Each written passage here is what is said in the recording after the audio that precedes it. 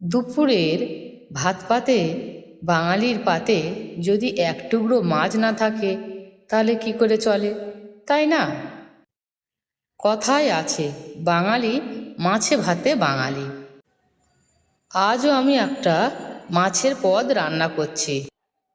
আমাদের বাড়িতে ডিম সমেত বাটা মাছ খেতে সকলে খুব ভালোবাসে। আজ রান্না করলাম বাটা মাছের মাধুরী। প্রথমে বাটা মাছগুলোকে সাবধানে কেটে নিতে হবে, যেন পেটের মধ্যে থাকা ডিমগুলো বাইরে বেরিয়ে না আসে। পরিষ্কার জলে ভালো করে বাটা মাছগুলো ধুয়ে নিয়ে জল ঝরিয়ে নিতে হবে। তারপরে প্রয়োজন মতো নুন ও হলুদ গুঁড়ো দিয়ে মিশিয়ে রাখতে হবে 10 মিনিট। তারপর কড়াতে তেল গরম হলে মাছগুলোকে দিয়ে অল্প অল্প দেবেন, দিয়ে ভেজে নিতে হবে। মাছগুলো গোটা থাকার জন্য একটু সাবধানে ভাজতে হবে। সব মাছ ভাজা হয়ে গেলে সেই কড়াতে কালো জিরে ও কারি পাতা দিয়ে ফোড়ন দিতে হবে। একটা টমেটো কুচিও দিতে হবে। তারপরে অল্প পরিমাণে নুন দিয়ে আবারও নাড়াচাড়া করতে হবে, যাতে টমেটোটা খুব সহজে গলে যায়।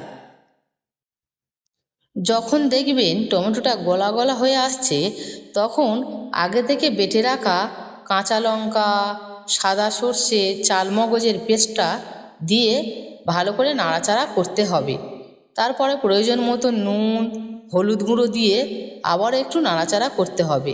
এখানে আমি লঙ্কার গুঁড়ো ব্যবহার করিনি, কারণ কাঁচা লঙ্কা এখানে পেস্ট করে নিয়েছিলাম।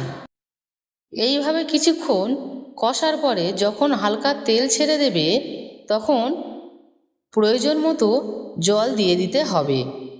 জল দেওয়ার পর কিছুটা ফুটে উঠলে ভেজে রাখা মাছগুলো দিয়ে দিয়ে ফোটাতে হবে। এইবার বলি বাটা মাছের উপকারিতা। বাটা মাছে প্রচুর পরিমাণে ক্যালসিয়াম ও ফসফরাস রয়েছে, যা শিশুদের শারীরিক বৃদ্ধি, হাড় গঠন এবং দাঁত মজবুত রাখে। এই মাছে ফ্যাট লেভেল নেই বললেই চলে, ফলে এটি খুব সহজে হজম হয়ে যায়।